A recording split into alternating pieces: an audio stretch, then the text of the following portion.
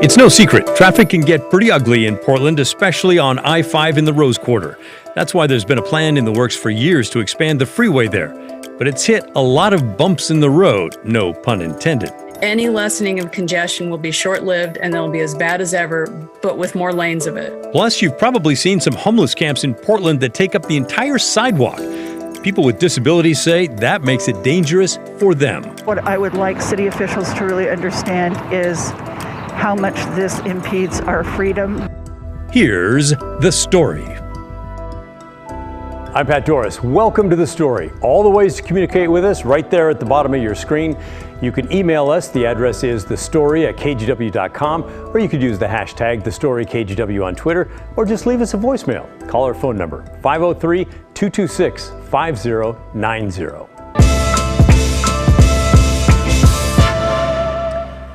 Our big story tonight is all about the planned expansion of I-5 through Portland's Rose Quarter. Supporters say it is sorely needed because it backs up all the time. And I saw that today around 3 o'clock as I was driving south on I-5. Big traffic jam there. The expansion is a project that's been in the works for many years, but it's also hit many roadblocks in terms of funding, design, environmental concerns. This week, though, we learned the city council, which had walked away, is back on board with that project now. Before we get into all of that, let's make sure that we're all caught up. The Rose Quarter expansion has been a long time coming. But how did we get here? We have to start back in 1962, when I-5 carved its way up through Oregon and through the lower Albina neighborhood. That on top of the building of the Memorial Coliseum, Emmanuel Hospital, and the Albina Community Plan in 1993 left hundreds of African American families kicked out of their homes.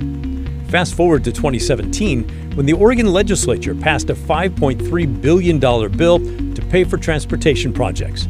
It raised taxes on gas, income, and car sales to pay for projects that were supposed to ease congestion throughout the state.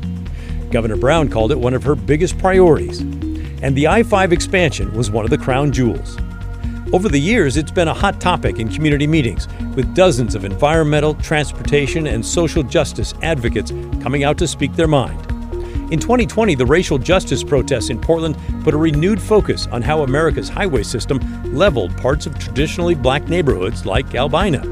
The Albina Vision Trust and city leaders eventually pulled their support from the project, leaving its future in question. But that same year, the Federal Highway Administration gave it the green light based on an assessment that found no significant environmental impact from the expansion.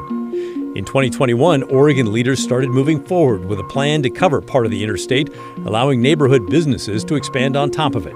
But earlier this year, the feds pumped the brakes. They said the state had to do a new environmental analysis since the project's design had changed. Now, city leaders say they are planning to support the project once again.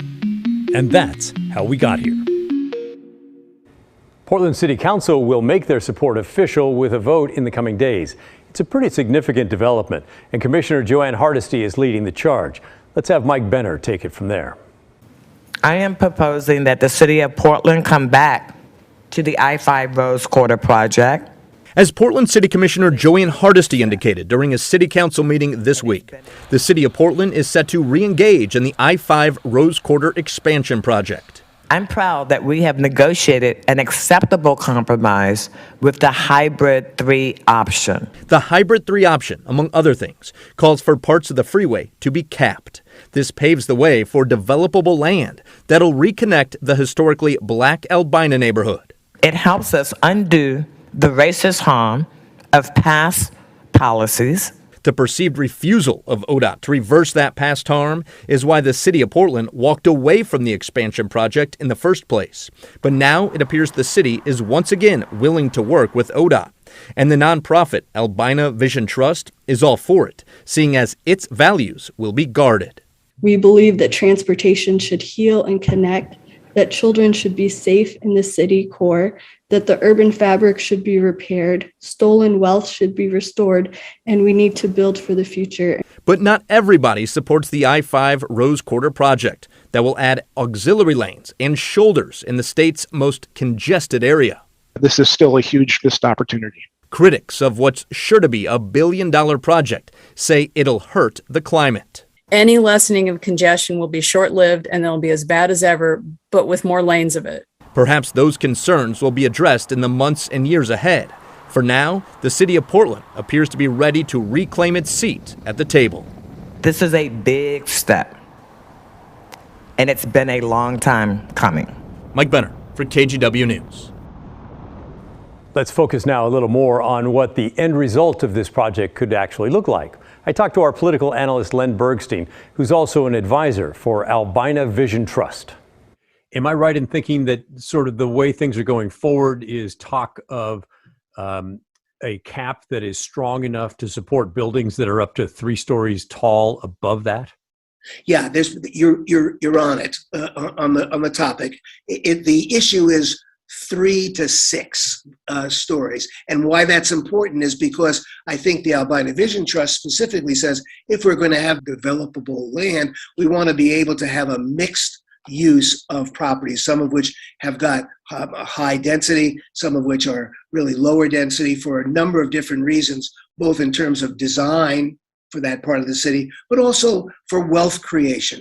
The lower and middle density developments present a lot of more opportunities for wealth building opportunities for that local community, as opposed to really intense development, skyscrapers and whatever, which are usually the profit goes to the developers who are sometimes out of town and out of state developers. They come in and they make all the money and they leave. So it's a very important element of the redesign of this area that in fact there be wealth creating opportunities for the local community in terms of ownership, the contractors who would be building things, and people who would be able to invest in gain some wealth out of their own community from Albina, as opposed to somebody from outside of Oregon coming in and building and really basically strip mining the money and taking it to someplace else. So when is all this supposed to actually happen? Well, here's a timeline from the state. You can see, looking to the middle of your screen, we're still in the environmental and design phase. The plan right now is for construction to start in a few years and then wrap up in 2029. But we know from experience, and if you've ever remodeled a kitchen, these things don't always go according to plan. We'll keep you posted. Now to our homeless crisis, and an issue that we've covered before. People who use wheelchairs are frustrated by homeless camps and piles of garbage in Portland, keeping them from accessing city sidewalks. Here's Blair Best. Let's take this corner right here on Northeast 14th in Wilder, just for an example. This camp has been here for about 4 months now, and if you take a closer look, there's really not much room for anyone to get by safely, let alone someone in a wheelchair or a walker. And this is just one example of how a tent is blocking ADA access across Portland.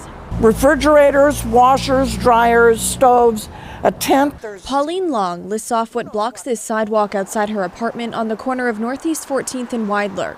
She's 66 years old and uses a wheelchair. About 4 months ago, this homeless camp moved in, making it nearly impossible for her to get by. And there's no room. If you're in a wheelchair, you need at least, to safely get by, at least a 3-foot path.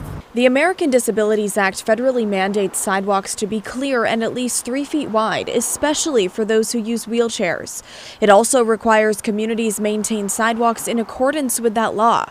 According to a 2018 federal ruling, the city of Portland cannot prosecute homeless people for sleeping on the streets if they have nowhere else to go.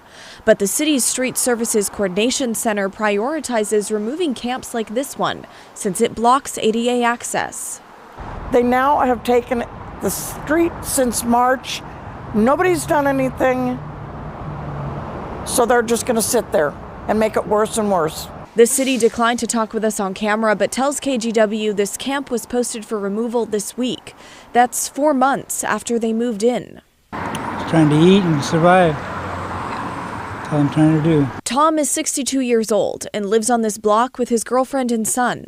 It's like to me that she's picking on us because she sees that we're living on the street. He grew up in Portland and has been to prison 19 times.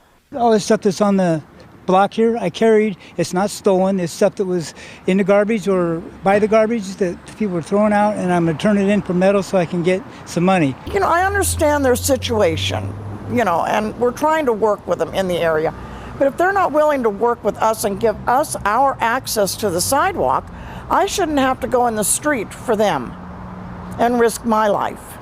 It's very scary, and it's making us feel very limited. Marja Byers is legally blind and uses a guide dog. Forward. She oftentimes has to walk in the street to avoid tents and garbage. That means my dog is out closest to oncoming cars, and I'm not willing to risk my guide dog. Even when the sidewalks are cleared, she says it's not dependable. Some camps get cleaned out. People have got to go somewhere. So it's kind of ongoing, but where it's going to pop up next, it's a mystery. Part of what I would like city officials to really understand is how much this impedes our freedom. So if you see a blocked sidewalk, the city is encouraging you to report it through PDX Reporter. They say they look into every single report of a blocked sidewalk. Now, I also want to point out that we reached out to numerous disability rights organizations, and not one of them wanted to speak publicly with us about this issue. In fact, the city's Office of Community and Civic Life responded rather harshly to our request to talk about ADA access rights when it comes to Portland's public sidewalks. They said, quote, "As you've presented it, you are actively demonizing the houseless population, using folks with disabilities as pawns to push a false narrative. If you actually cared about either of these communities, you would be asking entirely different questions." Well, I can say we do care about these communities, and we thought it important to include the city's voice in this conversation. But as you can see, they turned down that opportunity. Blair Best, KGW News. Shoplifting in Oregon usually does not carry that harsh of a penalty, but a man dubbed the Hamburglar, who's admitted to shoplifting more than 1,000 times, is now getting a 4-year prison sentence. Here's when I get out of prison, detective. I steal. So, you can send me back to prison again. Oh well, I get out again. When the story continues.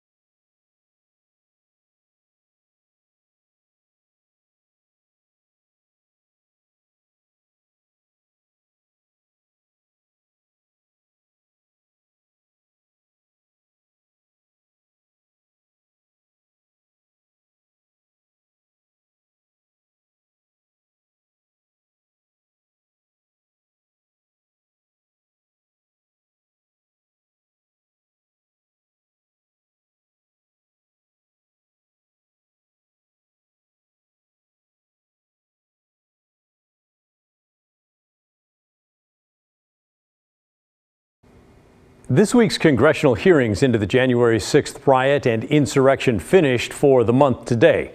They're going to pick up again later in July. Congress starts a 2-week vacation next week. This was the fifth hearing into what happened in the weeks before January 6th. This one focused on President Trump's efforts to pressure the Justice Department to help him reverse his 2020 election loss. The testimony revealed top justice officials threatened to resign just days before the insurrection if Trump went through with his plan to install Jeffrey Clark as the Attorney General, because Clark was willing to help with Trump's plans. If you listened to or watched the hearing as I did, it was riveting. So what's your reaction? Are you amazed at the pressure brought by Trump and his team? Are you impressed that the professionals in his own Justice Department withstood that pressure? Do you think anything's going to come of any of this? Will anything change? I want to know what you're thinking. Let me know how you feel about this, how you felt after taking in the hearing today, or really any time this month. Send me an email at thestory@kgw.com or call and leave a voicemail 503-226-5090. There is a prolific shoplifter in the Portland area that detectives have nicknamed the Hamburglar. They gave him that title after catching him stealing meat and seafood. Tonight, the Hamburglar is headed to prison for 4 years. As Kyla Boshi explains, retailers and police point to his case as an example of how the system is broken, how it lets shoplifters steal again and again without any serious consequences. One of Portland's most prolific shoplifters, Barry Sanders, was sentenced to 4 years in prison. Detectives nicknamed Sanders the Hamburglar several years ago after catching him stealing meat and seafood from Portland area stores. Prosecutor Kevin Deemer warned Sanders will never change. We build prisons for people like him. The 60-year-old pleaded guilty to a felony theft charge after shoplifting from Fred Meyer in 2021. He also admitted violating probation after agreeing to stay out of stores he stole from, including Fred Meyer, Safeway, Target, Winco, and Home Depot. Previously, Sanders confessed in court papers he shoplifted more than 1,000 times from Portland area stores. The only time he's not committing crimes is when he's in prison. That's for the last 10 years. A KGW investigation in 2017 found retailers and police frustrated by a flawed system that allows shoplifters to reoffend without facing serious consequences. Sanders' criminal history helped illustrate the problem. Would you say you're a professional thief? Absolutely. Absolutely, because I know the law and I know the rules, that I know what I can and what I can't do. In this police interview from 2016, Sanders admitted to a detective he'd figured out how to work the system. Every time I get out of prison, detective, I steal. So you can send me back to prison again. Oh well, I get out again. Portland retailers, big and small, have complained about the citywide problem of shoplifting. According to Portland police data, in the first 4 months of this year, there have been more than 1,300 shoplifting cases. That's an increase over the same period last year when there were 970 cases. Those losses impact customers with higher prices and put employees at risk. During sentencing, Sanders blamed his shoplifting on a drug addiction. I'm Barry Sanders, and I'm not a violent whatever. I just suffer from addiction. That's it. That's all. The judge responded, there are a lot of other drug addicts that don't steal, before sentencing Sanders to 4 years in prison.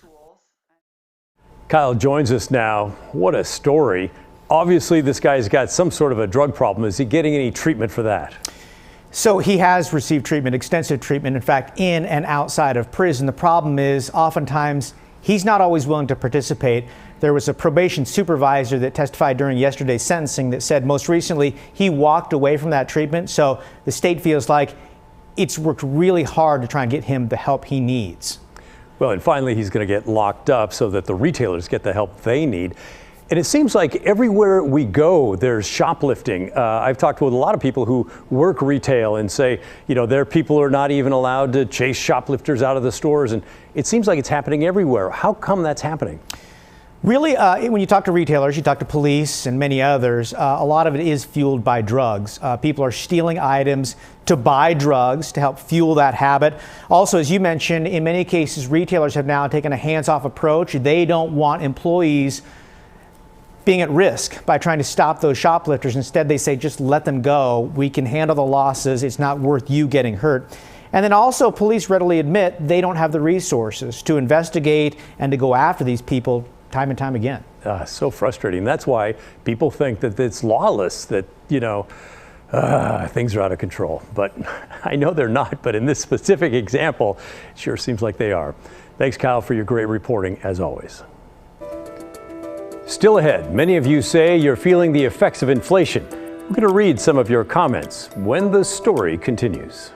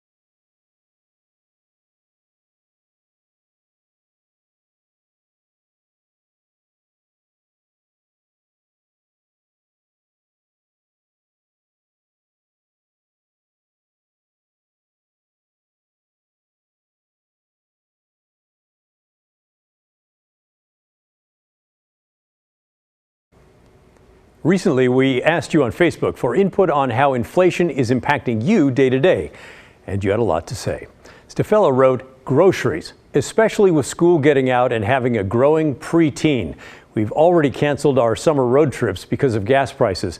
They're fun, but it's an extra expense that we can avoid, though disappointing.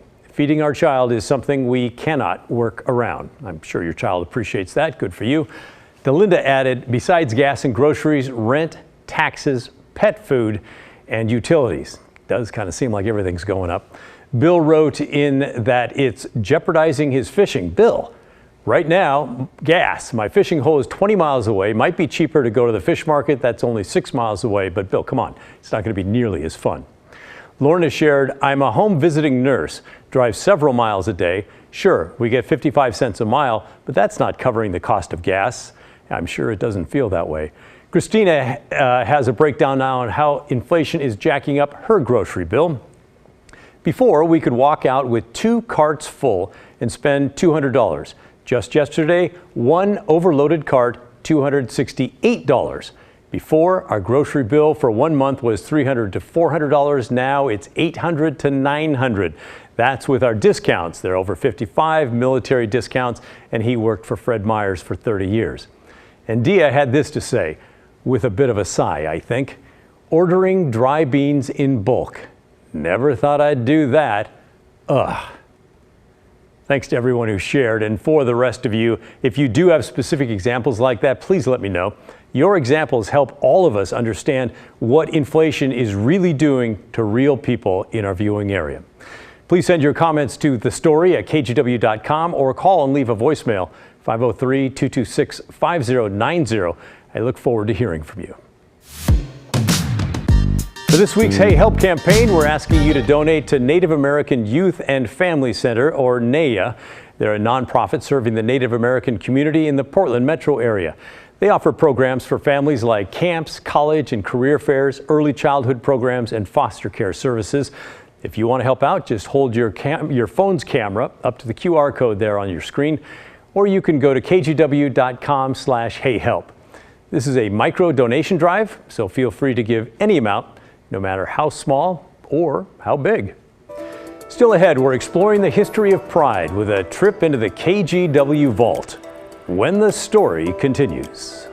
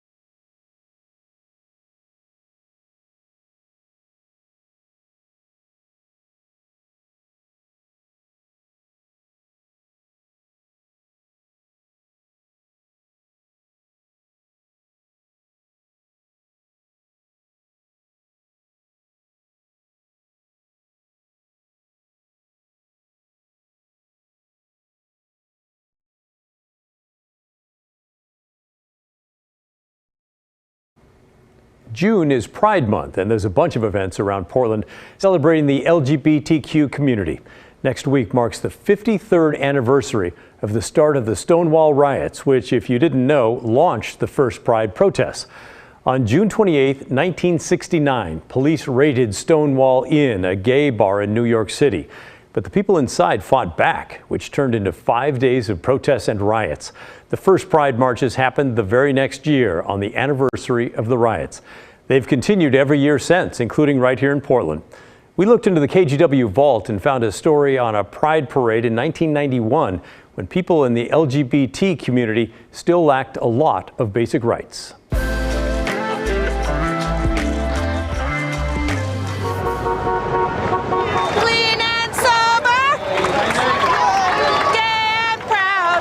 This is a yearly trek for Kathy Siemens. It's the most exciting day of the year besides my birthday. Siemens is a realtor. She's also a lesbian, and she knows some folks won't do business with her because of it. Okay, thanks very much. Bye-bye. This rally is the one time Siemens and thousands of other gays feel comfortable being themselves in public. It's actually a celebration of identity. I am much more than just what I do in the bedroom, as you are, as a heterosexual, any heterosexual person is. It's about how I live and who I love and what my relationships are like and how the world treats me. And the world, according to this crowd, isn't very friendly to gays and lesbians. Doug and Ken have discovered that. More than we expected. We thought. Yeah. It's really good to see Portland's turnout. I didn't know they closed Broadway. It would be hard to tell if you were just walking down the street. We don't normally hold hands or be kissing or hugging on each other. So we're pretty careful about that because we're aware that bashing does take place. Ken and Doug have been partners 6 years. They've lived together in 3 states, and they're surprised by how backward Oregon is. It makes me very angry. I can be dismissed from my job in this state without any legal recourse. I can be thrown out of my building, my home, without any recourse in this state. And that just doesn't seem fair to me. Ken, Doug, and Kathy aren't asking people to condone their sexual orientation. They're just seeking acceptance as human beings who follow a different path. Ann Jagger, News 8. My, how the times have changed for the better.